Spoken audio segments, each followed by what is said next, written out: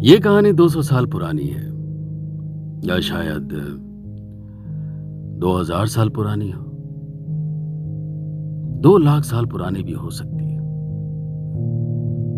वो नाविक था, उसे प्रेम था। उसकी प्रेमिका की ठोड़ी में डिंपल पड़ते थे। नहीं नहीं,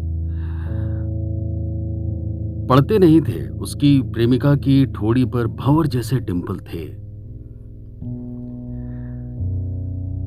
वो रोज रात उसके बालों में तेल लगाता और फिर उसकी चोटी बनाता।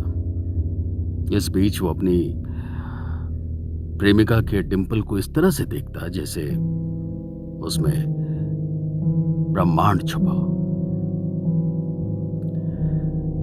नाविक जब अपनी प्रेमिका के बालों में तेल लगाता तो उसे कहानियां सुनाता, बहुत सारी कहानियां, तितलियों की, जुगनुओं की,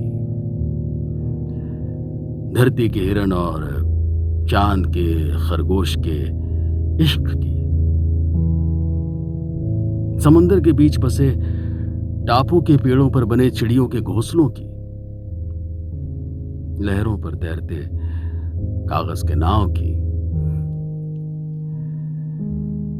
उसने कभी भी अपनी प्रेमिका को समुद्री डाकुओं की कहानी नहीं सुनाई।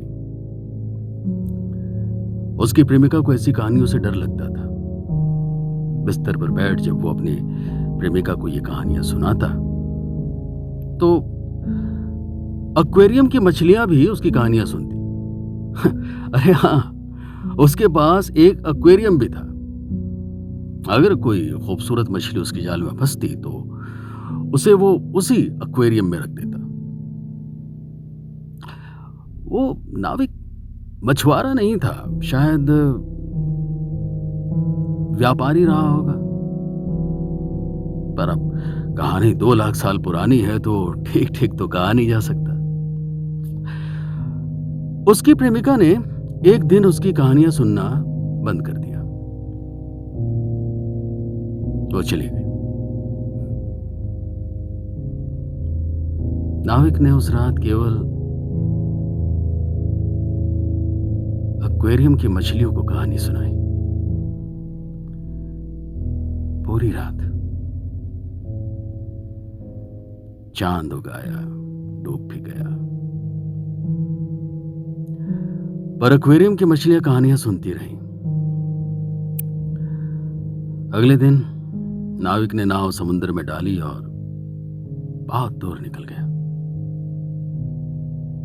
उसने एक्वेरियम की मछलियों को समुद्र में छोड़ दिया।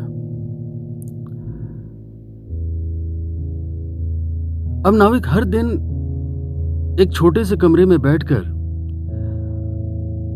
मछलियों के लिए कहानी लिखता है और हर रात वो कहानी उन्हें समंदर के बीच आकर सुनाता है।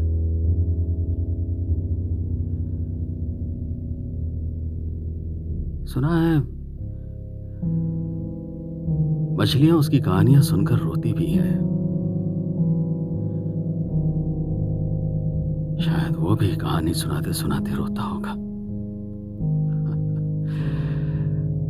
पर कहानी 2 लाख साल पुरानी, इसलिए कह नहीं सकते। नाविक को लगता है कि एक दिन उसकी प्रेमिका जलपरी बन इन मछलियों के बीच उसकी कहानी सुनने जरूर आएगी।